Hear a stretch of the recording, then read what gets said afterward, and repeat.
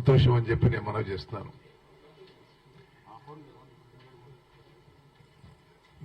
నిన్న సూర్యాపేటలో మాజీ ముఖ్యమంత్రి కల్వకుంట్ల చంద్రశేఖరరావు గారు మాట్లాడిన ప్రతి మాట అబద్దాలే అని చెప్పి తెలంగాణ ప్రజానీకానికి మరోమారు మనవి చేస్తున్నా. అబద్దాలు వాస్తవాలని వక్రీకరించడం, ఒక ఫ్రస్ట్రేషన్, ఒక డిప్రెషన్, పవర్ పోవడమే కాదు, గవర్నమెంట్ పోవడమే కాదు, ఇప్పుడు పార్టీ కూడా మిగలదేమో భయంతో బయటికి రావడం తప్పితే మరొకటి కాదు. నా సుదీర్ఘ రాజకీయ అనుభవంలో ఏ పార్టీ కూడా ఇంత తొందరగా కుప్పకూలిపోలేదు. దేశంలో చాలా రీజనల్ పార్టీస్ ఉన్నాయి. తమిళనాడులో ఉన్నాయి, ఒరిస్సాలో ఉన్నాయి, వెస్ట్ బెంగాల్లో ఉన్నాయి, మహారాష్ట్రలో ఉన్నాయి, సుమారు అన్ని రాష్ట్రాల్లో ఏదో ఒక రీజనల్ పార్టీ ఉంది. కానీ ఒక రీజనల్ పార్టీ పొంకనాలకు పోయి జాతీయ పార్టీగా మార్చుకుని అసలు ఉనికికే పోయి అసలు ఎగ్జిస్టెన్స్ లేకుండా పోవడం ఈ టిఆర్ఎస్, బీఆర్ఎస్, ఇప్పుడు వీఆర్ఎస్ అయిపోతుంది. చాలా స్పష్టంగా చెప్తున్నాను నేను, పార్లమెంట్ ఎన్నికల తర్వాత బీఆర్ఎస్ పార్టీ మిగలదు. పార్లమెంట్ ఎన్నికల్లో బీఆర్ఎస్ పార్టీకి వచ్చే స్థానాలు 0. ఆ తర్వాత ఆ పార్టీలో ఎవరు మిగిలరు, కేసీఆర్ ఆయన కుటుంబ సభ్యులు తప్పితే.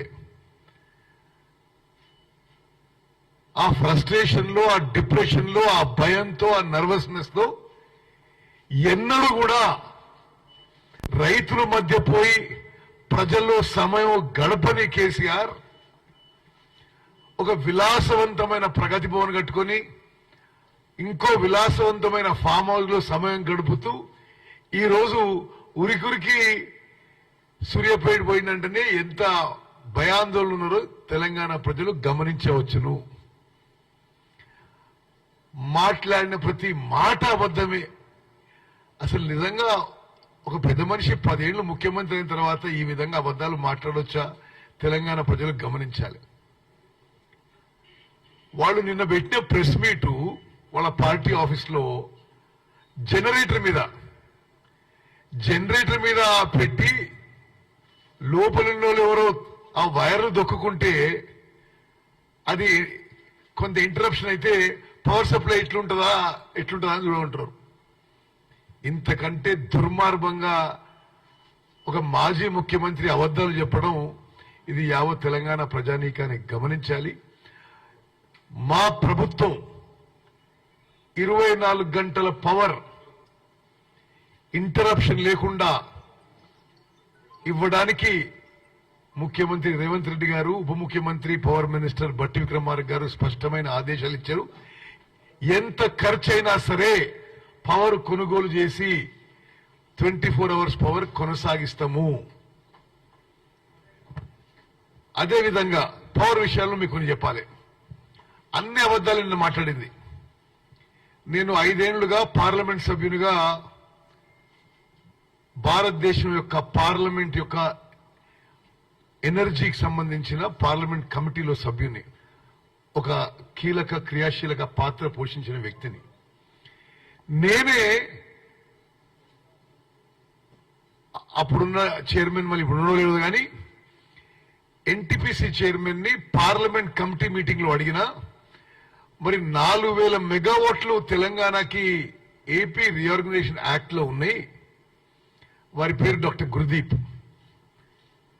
Rahul, just listen to this carefully. I asked him my self, 4000 మెగావాట్లు ఉంటే మీరు ఎంత మొదలు పెట్టినరు, ఎంత చేసిండ్రు అని. అయితే ఆయన నాకు పార్లమెంట్ కమిటీలో ఆన్ రికార్డ్ మినిట్ అయి ఉంటుంది. పార్లమెంట్ రికార్డులో మేము 1600 మెగావాట్లు మొదలు పెట్టినాం, మళ్ళీ ఇంకా 2400 మెగావాట్లు ఎందుకు మొదలు పెట్టినాం అడిగినాం. అంటే ఒకటి మీరు గుర్తుపెట్టుకోవాలి, ఎన్టీపీసీ పెట్టే పవర్ ప్రాజెక్ట్స్ వాళ్ళు పెట్టుబడితో పెడతారు. we only have to buy the power if it is competitive to us. ఆ బ్యాలెన్స్ ఆ ఎన్టీపీసీ ఫేజ్ 2 2400 మెగావాట్ కి రాష్ట్ర ప్రభుత్వం ల్యాండ్ అండ్ వాటర్ అలాట్మెంట్ లో కోఆపరేట్ చేయడం లేదు అని పార్లమెంట్ కమిటీలో డాక్టర్ గుర్దీప్ చైర్మన్ ఎన్టీపీసీ నాకే జవాబు చెప్పడం జరిగింది. సరే, ఆ తర్వాత మరి ఆ విషయం తర్వాత ప్రోగ్రెస్ అయింది. ఇప్పుడు ఏదో నిన్న ఆ పెద్ద మనిషి ఏదేదో మాట్లాడిండు. అంటే నిజంగా కూడా గత టిఆర్ఎస్ ప్రభుత్వం ఎన్టీపీసీతో కోఆపరేట్ చేసుంటే రాష్ట్ర ప్రభుత్వానికి రూపాయి పెట్టుబడి లేకుండా 4000 మెగావాట్ల పవర్ ఈ రోజు వరకు వచ్చేది. వీళ్లు మొదలుపెట్టిన అక్కడ భద్రాద్రి యాదాద్రి పవర్ ప్లాంట్స్ కి ఎక్కడ డిమాండ్ ఉండదు అని చెప్పి దాన్ని ఆపిన వీళ్ళు ఏదో అబద్ధాలు మాట్లాడుతున్నారు. ఏదో పెద్ద పెద్ద ఫిగర్లు మాట్లాడిండు. మేము వచ్చినప్పుడు 6000 7000 మెగావాట్లు ఉండే, మేము 14000 మెగావాట్లు చేసినామని. అన్ని అబద్ధాలే. వాళ్ళు పూర్తి చేసిన ఏకైక ప్రాజెక్టు, వాళ్ళు మొదలుపెట్టి పూర్తి చేసిన ఏకైక ప్రాజెక్టు భద్రాద్రి పవర్ ప్లాంట్. అది కూడా ఒక అవుట్డేటెడ్ సబ్ క్రిటికల్ టెక్నాలజీతో శాశ్వతంగా తెలంగాణ ప్రజలపై ఎక్కువ యూనిట్ కాస్ట్ వచ్చే ప్రాజెక్ట్ తప్పితే మరొకటి లేదు. ప్రతిపై ఎక్కువ శాతము సోలార్ పవర్ ప్రాజెక్ట్స్, అది 20% PLF మీద నడుస్తాయి. అవి ప్రైవేట్ పెట్టుబడులతో వచ్చినాయి. వీళ్ళ హయాంలో మొదలుపెట్టిన మరొక ప్రాజెక్టు, విద్యుత్ ప్రాజెక్టు లేదు అని చెప్పి మనం చేస్తున్నాం.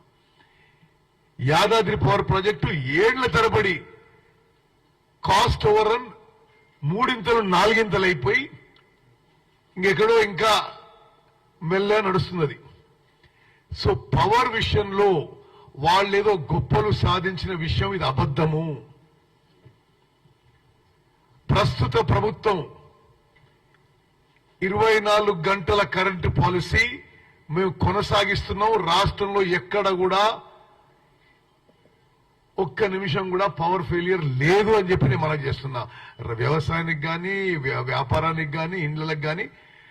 దానికి అదనంగా మేము ఇండ్లకి 200 యూనిట్లు ఉచితంగా ఇస్తున్న విషయం కూడా మరి తెలంగాణ ప్రజానీకానికి తయారు చేస్తున్నాం. ఇంకో విషయం, మరి ఏదో మేము గొప్ప గొన్నం అది ఇదని అంటున్నాడు. సివిల్ సప్లైస్ మినిస్టర్ గా ఈరోజు నేను మీకు మనవి చేస్తున్నా, రాష్ట్రంలో మీరు మొత్తం రాష్ట్రంలో గతంలో ఎన్నడూ లేని విధంగా 7149 ప్రొక్యూర్మెంట్ సెంటర్లు కొన్ని ప్రారంభించినాం, కొన్ని ప్రారంభిస్తున్నాము. రైతులు పండించిన ప్రతి గింజని ఎంఎస్పీకి కొనుగోలు చేయబోతున్నాము.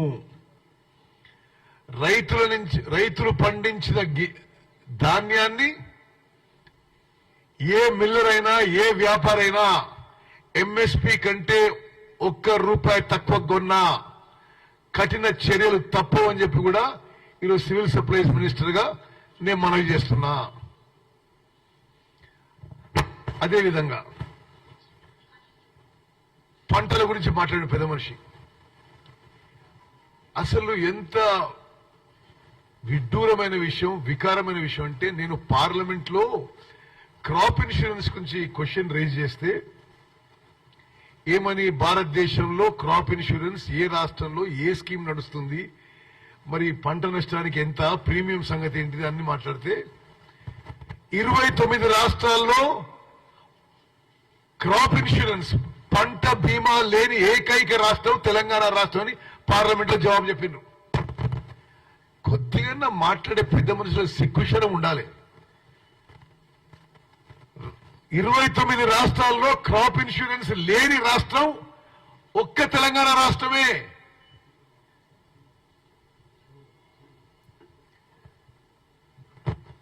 క్రాప్ ఇన్సూరెన్స్ ఇవ్వలేదు,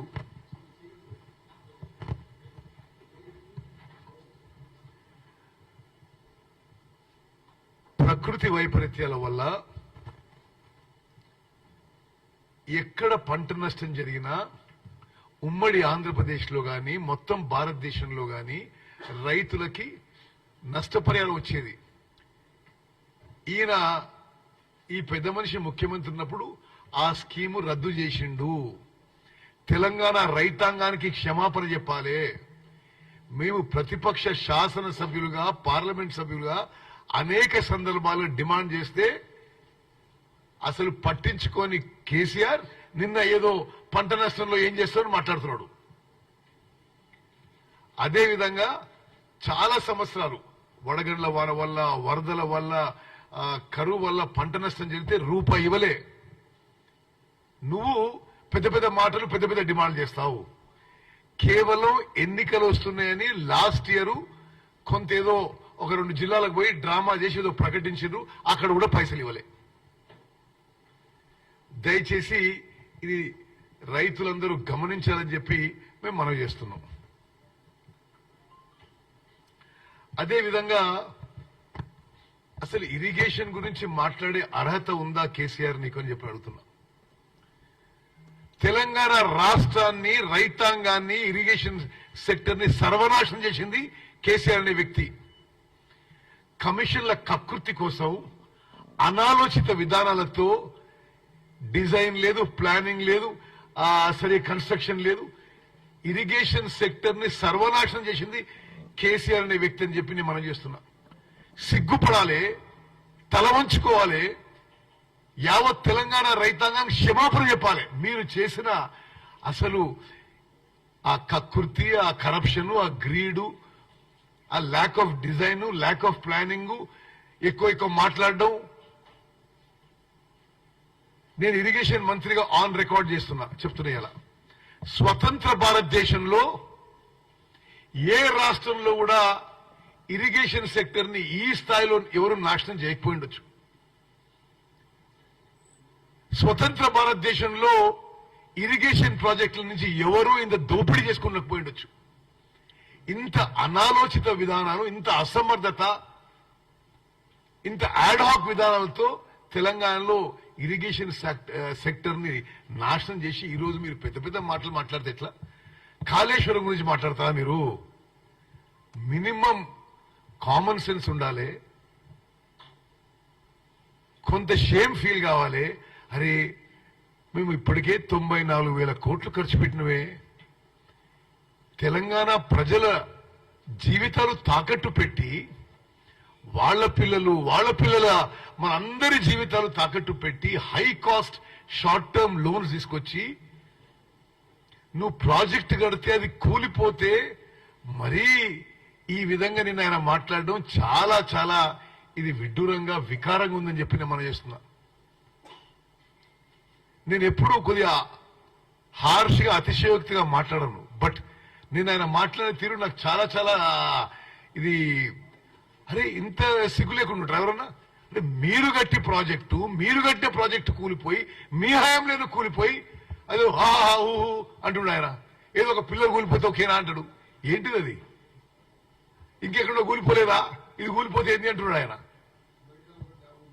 అమెరికాలో ఎక్కడ కూలిపోయిందట. ఏంది అసలు, ఏంది ఆ మాటలు? మరి ఇంత సిగ్గుదప్పు ఉండడం ఇది సరైంది కాదు కేసీఆర్ గారు అని చెప్పి నేను మనం చేస్తున్నా.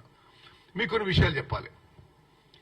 మళ్ళా చెప్తున్నా, ఈ కాళేశ్వరం ప్రాజెక్టులో గతంలో తుమ్మల్టి బ్యారేజ్ కింద 38,000 కోట్లున్న ప్రాజెక్టు 80,000 కోట్లకు పెంచారు. ఇది అదే ఆయకట్టుకి సిడబ్ల్యూసి అప్రూవల్ 80,000 కోట్లకు తీసుకున్నారు. ఆ తర్వాత ప్రాజెక్టు 1,27,000 కోట్లకు పెంచిండ్రు. ఇప్పుడు ఆ ప్రాజెక్టు పూర్తి చేయాలంటే 1,47,000 కోట్లు అవుతుంది. అంటే ఏంటిదంటే ఒకసారి మీరు అర్థం చేసుకోవాలి, తెలంగాణ ప్రజానీకాని మీద, రైతాంగం మీద భారం ప్రతి సంవత్సరం కేవలం ఫైనాన్స్ కాస్ట్ 15,000 కోట్లు. అన్ని కాళేశ్వరం ప్రాజెక్టు రిపేర్ అయ్యి మళ్ళీ అన్ని పంపులు నడుస్తే ఎలక్ట్రిసిటీ బర్డన్ 10,000 కోట్లు. అయినా సరే మీరు కట్టిన ప్రాజెక్టు నీళ్ళు ఇస్తున్నా అంటే అది మీ కండ్ల ముందే కూలిపోయి, అదేదో అట్లా చేస్తే బాగుండు, ఇట్లా చేస్తే బాగుండు అని చెప్పడం, ఇది ఇంతకంటే మరి వికారమైన విషయం ఉండదు. అక్టోబర్ 21వ తారీఖున కల్వకుంట్ల చంద్రశేఖరరావు గారు ముఖ్యమంత్రిగా ఉండగానే మేడిగడ్డ బ్యారేజ్ కుంగిపోయింది. వాళ్లే నీళ్ళు వదిలిపెట్టేసిండ్రు. ఎట్లా బ్యారేజ్ కూలిపోతుందో ఏమో అని తెలిసి వాళ్లే నీళ్ళు వదిలిపెట్టిండ్రు. ఆహా, ఇప్పుడు అది మీరు పంపు చేయకపోయినరు, అది చేయకపోయింది ఏం మాటలు అవి. తర్వాత అన్నారం బ్యారేజ్ లో కూడా అదే లీకులు మొదలైనవి. భారతదేశంలో ఈ డ్యాంలు బ్యారేజీల మీద constitutional body national dam safety authority వాళ్ళు లిఖిత పూర్వకంగా ఇచ్చిండ్రు. మీరు నీళ్లు స్టోర్ చేయొద్దు అని. నీ ఉచిత సలహాలు తమరి ఎక్స్పర్ట్ అడ్వైస్ కంటే ఎన్డీఎస్ఏ కొంత మోర్ ఎక్స్పర్ట్స్ అని మేము అనుకుంటున్నాం. ఓకే, అందుకోసమే మేము ఎన్డీఎస్ఏ సలహా మీద పోతున్నాం. సరే, అయినా సరే మీకు కొన్ని విషయాలు చెప్పాలి. ఈ అక్టోబర్లో 2023 అంటే మేము అధికారంలో వచ్చింది డిసెంబర్ 7, 2023. అప్పుడు 23 టీఎంసీల నీళ్లు సముద్రంలో వదిలిపెట్టింది కేసీఆర్ ప్రభుత్వమే. అదేవిధంగా చాలా స్పష్టంగా 2019లోనే ఈ బ్యారేజీల్లో జరుగుతున్న లీకేజీలు, ప్రాబ్లమ్స్ అనేక సందర్భాల్లో నోటీస్ అయ్యి అప్పుడే వీళ్ళు సరిగ్గా రెక్టిఫికేషన్ తీసుకుంటే ఇప్పుడు ఈ రోజు ఈ పరిస్థితి రాకపోయేది. కేఆర్ఎంబి గురించి ఏదో మాట్లాడతాడు. అసలు విచిత్రమైన విషయం, ఈ పెద్ద మనిషి పోయి కేఆర్ఎంబికి అప్పచెప్పడానికి ఒప్పుకొని వచ్చిండు. 9 ఏళ్ల పాటు ప్రతి సంవత్సరం యునానిమస్ గా వాళ్ళు పోయి మేము కృష్ణా ప్రాజెక్టులో కేఆర్ఎంబి అప్పచెప్తామని చెప్పొచ్చిండ్రు. మేము అధికారంలో వచ్చినాక పారదర్శకంగా శాసనసభలో చర్చ పెట్టి ఏకగ్రీవ తీర్మానం చేసి కృష్ణా ప్రాజెక్ట్స్ కేఆర్ఎంబికి అప్పజెప్పము అని శాసనసభలో మేము చర్చ పెట్టింది మీరందరూ చూసినారు. ఇప్పుడు ఆయన ఏం మాట్లాడతారండి? ఇక విచిత్రమైన విషయం. ఇంకో విషయం, వారు ముఖ్యమంత్రిగా ఉన్నప్పుడు 2 జూలై 2023 ముఖ్యమంత్రి ఇరిగేషన్ మినిస్టర్ గా ఉంటూ ఒక రివ్యూ పెట్టి గోదావరి అండ్ కృష్ణా బేసిన్ లో సరిపోను నీళ్లు లేవు అని చెప్పి ఆ తర్వాత ఏది జూలై 2023 ఎవరు ముఖ్యమంత్రి? కేసీఆర్. ఎవరు ఇరిగేషన్ మినిస్ట్రీ? కేసీఆర్. మీటింగ్ పెట్టి నీళ్లు సరిపోను లేవు, ఆ డేట్ తర్వాత ఇరిగేషన్ కి నీళ్లు తగ్గించేసేయాలి, కేవలం డ్రింకింగ్ వాటర్ కోసమే నీళ్లు కాపాడుకోవాలి అని ఆయన తీసుకున్న నిర్ణయం ఇది. This is an officially on record. 2 July 2023. ఇప్పుడు నువ్వు వచ్చి లబోదివో ముత్తుకుంటే ఏమన్నట్టు? అంటే నువ్వు తీసుకున్న నిర్ణయమే అది. అదేవిధంగా తప్పుడు అంకెలు, నిన్న మెట్రాలజికల్ డిపార్ట్మెంట్ అనబోయి ఇంకేదో అన్నాడు. డెఫినెట్లీ మేము అధికారంలో వచ్చింది డిసెంబర్ 7వ తారీఖున. వర్షాకాలం మీ ఉన్న సమయంలో వచ్చిపోయింది. అది వర్షాలు తక్కువ పడ్డాయి, రిజర్వాయర్స్ లో నీళ్లు తక్కువ ఉన్నాయి. దాన్ని ఏ విధంగా ఈ క్రైసిస్ సిచ్యువేషన్ డీల్ చేస్తున్నాం, రైతులను ఆదుకోవడానికి, వేసవి కాలంలో ఎండాకాలంలో మంచినీళ్ళ కోసం కొంత నీళ్లు రిజర్వ్ చేసుకోవడానికి మేము పూర్తి ఒక వరుస రివ్యూలతో దాన్ని సిచ్యువేషన్ ని హ్యాండిల్ చేస్తున్నాం. ముఖ్యమంత్రి గారి స్థాయిలోనే ఇరిగేషన్ అండ్ ఆర్డబ్ల్యూఎస్ రెండూ కలిపి పలు రివ్యూ మీటింగ్లు కూడా జరిగినాయి. అదేవిధంగా మిషన్ భగీరథ అంటాడు. ఇంకో నాది పార్లమెంట్ అనుభవం చెప్పాలి. నేను పార్లమెంట్ లో ఒక క్వశ్చన్ వేసిన, ఏమని, అసలు ఈ మిషన్ భగీరథకి ఎంత ఖర్చు పెట్టిన మీరు, ఎంత అప్పులు తీసుకొచ్చిండ్రు, ఎన్నిళ్ళకి నీళ్ళు ఇచ్చిండ్రు అని. పార్లమెంటులో అప్పుడు టిఆర్ఎస్ ప్రభుత్వం ఇచ్చిన జవాబు మొత్తం సుమారు 45,000 కోట్లు ఖర్చు పెట్టిన అప్పు తీసుకొచ్చి తెలంగాణ రాష్ట్రంలో 99.9% ఇండ్లకి కొత్తగా మీరు నల్లాలు పెట్టి నీళ్ళు ఇస్తున్నారని చెప్పి జవాబు చెప్పినాడు వీళ్ళు. పచ్చి అబద్ధం. మిషన్ భగీరథ టోటల్ ఫెయిలియర్ అయింది. మిషన్ భగీరథ మీకు కమిషన్ భగీరథ అయింది కాబట్టి ఇప్పుడు మంచినీళ్ళ ప్రాబ్లం ఉంది. దయచేసి మీరు గమనించాలి.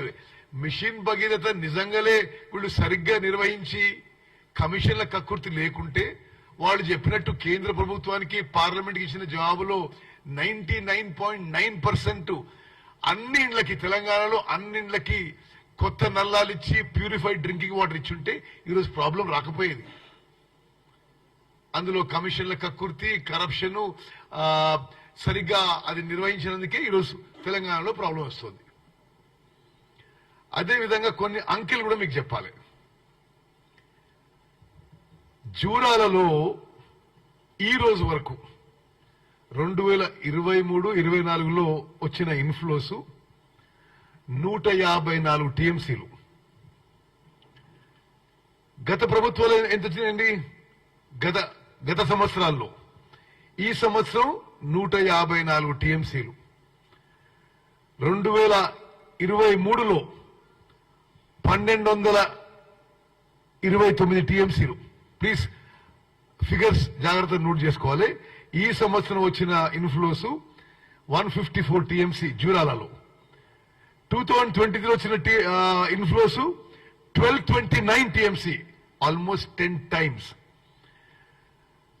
2022లో వచ్చిన ఇన్ఫ్లోస్ 885 టీఎంసీ.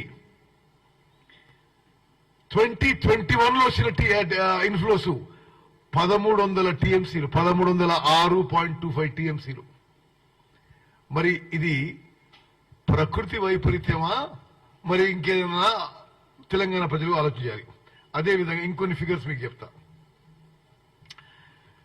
నాగార్జున సాగర్ లో నిజంగా కృష్ణా బేసిన్ కి, కృష్ణా నదిపై ఉన్న ఉమ్మడి మహబూబ్ నగర్, ఉమ్మడి నల్గొండ, ఉమ్మడి ఖమ్మం ఆయకట్టుకి మోసం చేసింది కేసీఆర్ జగన్మోహన్ రెడ్డి దోస్తీతో వాళ్ళు పోతిరెడ్డిపాడు సామర్థ్యం పెంచుకున్నా, అక్కడ రాయలసీమ లిఫ్టిగేషన్ స్కీమ్ కృష్ణా నది శ్రీశైలం బ్యాక్ వాటర్ నుంచి నీళ్లు ఎత్తుకపోయినా, ముచ్చుమరి నుంచి నీళ్లు ఎత్తుకపోయినా, ఎవ్రీడే 10 టీఎంసీలు ఎత్తుకపోయినా, ఇల్లీగల్ గా మన నీళ్లు తీసుకుపోయినా నోరు మెదపని ఆనాటి ముఖ్యమంత్రి కేసీఆర్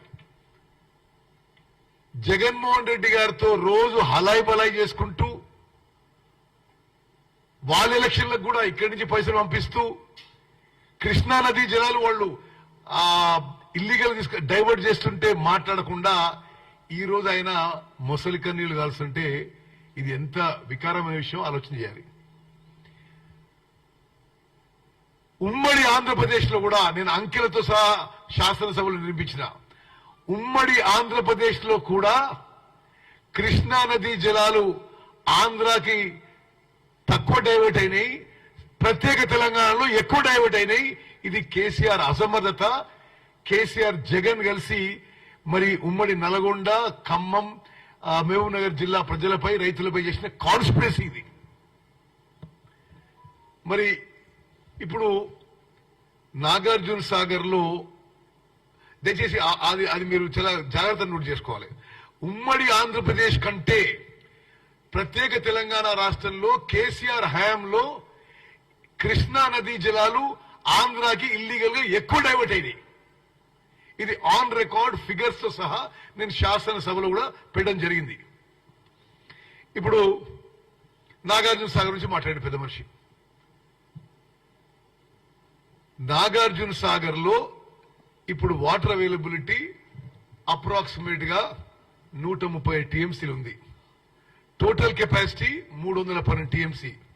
లాస్ట్ ఇయర్ ఇదే రోజుకి నాగార్జున సాగర్ లో ఎంత అవైలబుల్ ఉంది? 160 టీఎంసీలు. దయచేసి గమనించాలి. Now about 135, last year about 167 TMC. మరి అదే విధంగా ఇంకొక విషయం కూడా, నారాయణపూర్ డ్యామ్ కర్ణాటకలో అక్కడి ప్రభుత్వం క్రాప్ హాలిడే డిక్లేర్ చేసినందుకు ఈసారి ఆ రీజనరేటెడ్ వాటర్ కూడా మనకు రాలేదు. దాని ద్వారా కూడా 10 to 11 టీఎంసీ నీళ్లు తగ్గినాయి, ఇన్ఫ్లోస్ ఆఫ్ కృష్ణా రివర్. అదేవిధంగా గోదావరి బేసిన్, ఎస్ఆర్ఎస్పి, ఇవన్నీ official figures, sign documents of the concern engineers. Okay, SRSP ఈ ఇయర్ ఏది వచ్చినాయి ఇప్పటి వరకు ఇన్ఫ్లోస్ ఎస్ఆర్ఎస్పికి? యావరేజ్ ఇన్ఫ్లో ఎస్ఆర్ఎస్పి నేను వాళ్ళు ఇచ్చిన డాక్యుమెంటే చదువుతున్నాను. The average inflows received in the water year in 23-24 at SRSP is 205 TMC. Okay, 205 టీఎంసీలు వచ్చినాయి. లాస్ట్ ఇయర్ వచ్చినాయి 590 టీఎంసీలు వచ్చినాయి. ఓకే, 2022 ఎంత వచ్చినాయి? 670 టీఎంసీలు వచ్చినాయి. 2021 ఎంత వచ్చినాయి? 360 టీఎంసీలు వచ్చినాయి. అంటే ఎస్ఆర్ఎస్పీలో కూడా ఇన్ఫ్లోస్ తగ్గిన విషయం తెలంగాణ ప్రజానీకానికి మనం చేస్తున్నాం. అదేవిధంగా present water availability in Shripad Sagar Yellampalli project is about 7 TMC. ఇంకా చాలా విచిత్రమైన విషయాలు మాట్లాడిండు. హైదరాబాద్ కి వాళ్ళట కృష్ణా గోదావరి జలాలు తీసుకొచ్చినట. ఇంత పచ్చి అబద్దాలు మాట్లాడడం తగదు. కృష్ణా నుంచి గోదావరి నుంచి హైదరాబాద్ కి నదీ జలాల ప్రాజెక్టులు గత కాంగ్రెస్ ప్రభుత్వాలు మంజూరు చేసి పనులు మొదలుపెట్టిన విషయం కూడా నేను మీకు మనవి చేస్తున్నాను. ఇప్పుడు ఎంతున్నాయి నీళ్లు? శ్రీపాద్ సాగర్ ఎల్లంపల్లిలో 7 టీఎంసీలు ఉన్నాయి. గత సంవత్సరం ఇదే రోజు ఎన్నున్నాయి? 12.5 టీఎంసీ ఉన్నాయి. మరి ఈ విధంగా చెప్పుకుంటూ పోతే సరే, కొంత డెఫిసిట్ వల్ల కొంత ప్రాబ్లం అవుతుంది. మరి అది ఈ ప్రభుత్వం, మరి ముఖ్యమంత్రి రేవంత్ రెడ్డి గారు, ఉప ముఖ్యమంత్రి బట్టి విక్రమార్క గారు, మేమందరం కలిసి ఇది ప్రజలకి మరి తక్కువ ఇబ్బంది కలిగే విధంగా ఉన్న పరిస్థితుల్లో ముందుకు పోతున్న విషయం మనం చేస్తూ కొన్ని ఫిగర్స్ మళ్ళా మీకు రీడౌట్ చేస్తా. నాగార్జున సాగర్ లో ఇప్పుడు అప్రాక్సిమేట్ గా 135 టీఎంసీ ఉన్నాయి. పోయిన సంవత్సరం 167 టీఎంసీలు ఉండే. అదేవిధంగా ఎస్ఆర్ఎస్పీలో ఇప్పుడు 13 టీఎంసీలు ఉన్నాయి. పోయిన సంవత్సరం ఈ టైంలో 28 టీఎంసీలు ఉన్నాయి. అదేవిధంగా మిడ్ మానేర్ లో ఇప్పుడు 7 టీఎంసీలు ఉన్నాయి. పోయిన సంవత్సరం ఇదే టైంకి 20 టీఎంసీలు ఉన్నాయి. లోవర్ మానేర్ లో ఇప్పుడు 5 టీఎంసీలు ఉన్నాయి. పోయిన సంవత్సరం ఇదే రోజుకి 12 టీఎంసీలు ఉన్నాయి. మీకు చాలా స్పష్టంగా మరి ఇరిగేషన్ లో గాని పవర్ లో గాని ఈ ప్రభుత్వం పూర్తిగా రైతులకి ప్రజలకి మేలు చేసే విధంగా మేము ముందుకు పోతున్నాము. ఇటువంటి రూమర్స్, ఇటువంటి బేస్లెస్ అలిగేషన్స్ ఎవరు నమ్మొద్దు. తమ అధికారం పోవడమే కాదు, చాలా విచిత్రంగా నిన్న కేసీఆర్ గారు పోలీసు వాళ్ళకి అంటున్నాడు, పోలీసు వాళ్ళు మీరు న్యూట్రల్ గా ఉండాలి అది ఇది అంటున్నాడు. అసలు పోలీస్ శాఖని ఎక్కువ మిస్యూజ్ చేసుకుంది. ఫోన్ ట్యాపింగ్, ఇక రకరకాల మరి వాళ్ళ డబ్బులు వాళ్ళ పోలీస్ వ్యాన్లు తీసుకుపోవడం ఎక్కువ ఉపయోగించింది కేసీఆర్. ఉమ్మడి ఆంధ్రప్రదేశ్ లో గాని భారతదేశంలో ఇంకెవరు ఉపయోగించారు. ఆయన పోలీసులు చెప్తున్నాడు మీరు న్యూట్రల్ గా ఉండాలి అది ఇది అంటున్నాడు ఆయన. మరి ప్రభుత్వం కోల్పోయి ఒక నిస్పృహలో, ఒక ఫ్రస్ట్రేషన్ లో, ఒక డిప్రెషన్ లో మాజీ ముఖ్యమంత్రి కేసీఆర్ గారు మాట్లాడిన అబద్దాలని ఖండిస్తున్నాము. ఇంత దిగజారుడండి. 100 రోజుల్లో 205 మంది సూసైడ్ చేసుకున్నారు. కేసీఆర్ గారు ఇటువంటి అబద్దాలు మాట్లాడడం తగదిది. ప్రజా జీవితంలో కొన్ని విలువలు ఉండాలి. ఇది ఎ కంప్లీట్ లై. 100 రోజుల్లో 200 మంది సూసైడ్, కంప్లీట్ లై. మరి మీరు పవర్ విషయం మాట్లాడడం, మీరు ఏం చేయలేదు పవర్ లో. మీరు ఇరిగేషన్ సర్వనాశనం చేసినారు, మీరు అన్ని విధాలుగా రాష్ట్రాన్ని అప్పుల పాలు చేసినారు, మీరు